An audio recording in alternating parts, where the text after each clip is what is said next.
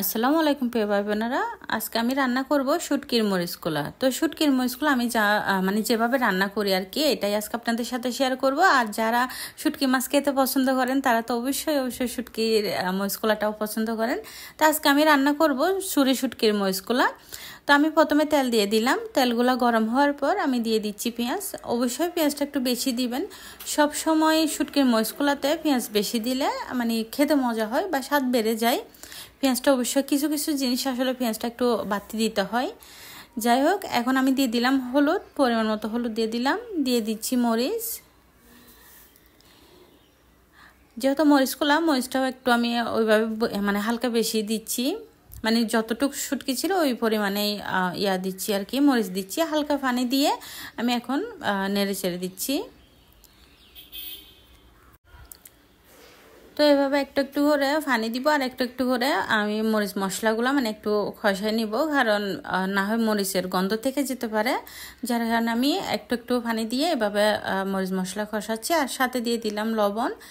অবশ্যই লবণটা আপনারা পরিমাণ মতোই দিবেন, যেহেতু মরিচগুলো লবণ বেশি দেওয়া যাবে না। আমি লবণ বেশি খাই বিদে আমি লবণটা একটু বেশি দিলাম। আপনারা অবশ্যই বেশি দিবেন না, কমেই দিবেন। আর দিয়ে দিচ্ছি টমেটো। তো টমেটো অবশ্যই আপনারা বেশি বা কম ওইভাবে দিতে পারেন, আমি একটু বেশি দিলাম। আর আপনাদের যদি আমার ভিডিওটা ভালো লাগে লাইক কমেন্ট শেয়ার করবেন, আমার চ্যানেলটা সাবস্ক্রাইব করবেন, পাশে থাকা বেল আইকনটা অবশ্যই বাজিয়ে দিবেন, যেন আমার নিত্য নতুন ভিডিও ছাড়ার সাথে সাথে আপনাদের কাছে নোটিফিকেশন চলে যায়। ফেসবুক পেজ থেকে দেখে থাকলে ফেসবুক পেজটা ফলো করে দিবেন, ইউটিউব চ্যানেল থেকে দেখে থাকলে ইউটিউব চ্যানেলটা সাবস্ক্রাইব করে দিবেন। তো এখন আমি আবারও শুটকিগুলো দিয়ে একটু কষাই নিচ্ছি। আর এই যে দেখেন, এখন ভালোভাবে কষায় নিলাম। আসলে যত একটু করে মানে আপনারা হালকা পানি দিয়ে মানে মশলাগুলো কষায় নেবেন, তত কিন্তু স্বাদ বেড়ে যাবে। এখন আমি দিয়ে দিচ্ছি পরিমাণ মতো পানি। মরিচগুলোয় অবশ্যই পানি বেশি দেওয়া যাবে না, তো হালকা পরিমাণ পানি দিবেন।